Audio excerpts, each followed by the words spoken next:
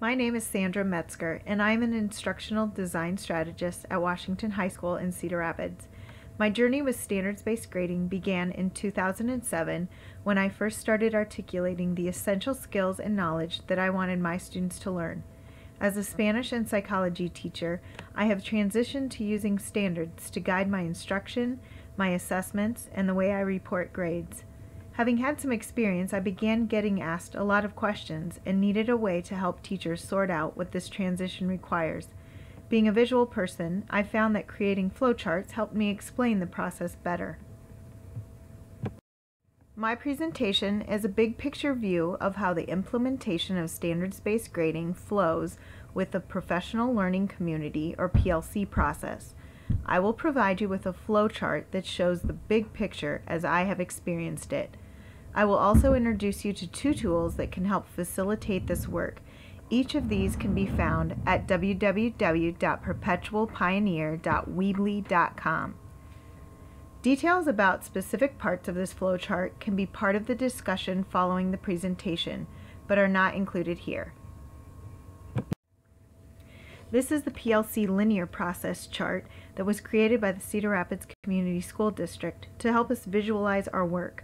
Green boxes are the 4 PLC questions. White boxes are teacher actions. After looking at it a few times, it dawned on me that my efforts in SBG is embedded in this process, as it should be. So I took the chart and overlaid it with the process of standards-based instruction and grading.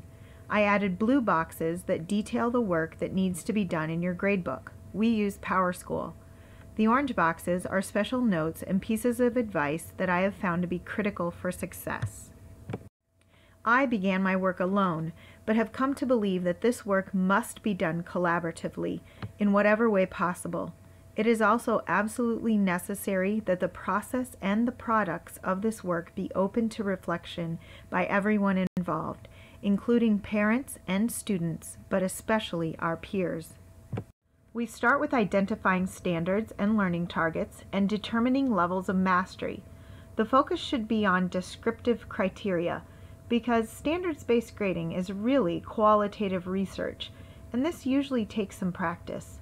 What I have also found is that the more descriptive you can be at the beginning, the easier it is to provide descriptive feedback to students later on in the process. The second part is work with assessments. In SBG, we learn to become assessors and teach our students to do the same. Our assessments become a communication tool, and we use our gradebook to keep track of that communication. The assessment tells the teacher and the student where the student is on the learning progression and how to adjust in the classroom. But it must also be a communication tool that the teacher uses to help inform the student of what to do to improve. In general, we want to teach to level 3 to help students meet the expectations. We carefully design the kinds of practice that will prepare students to do that. But the next two parts of this flowchart deal with the two possible outcomes of our efforts: what to do if they don't meet our expectations, and where to go if they do. You will notice that both of these parts have bigger arrows between the targeted instruction and assessment, because these steps may happen over and over multiple times.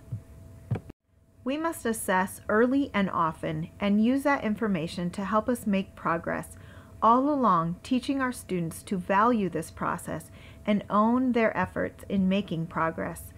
We must set up our gradebook so that it reflects all of this work: the standards, the proficiency scales, the progress, the feedback, and finally, the level of learning ultimately achieved by the student. I am including two tools that help support this work. The first resource is a question and answer reflection tool for teachers. This tool is a good way to help teachers understand where they are and where they need to go. I made a similar version for my students' parents and committed to them that all the answers would be yes.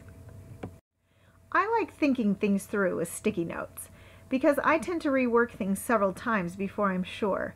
So I made this big chart to use in my PLC as we went through the process on one particular standard.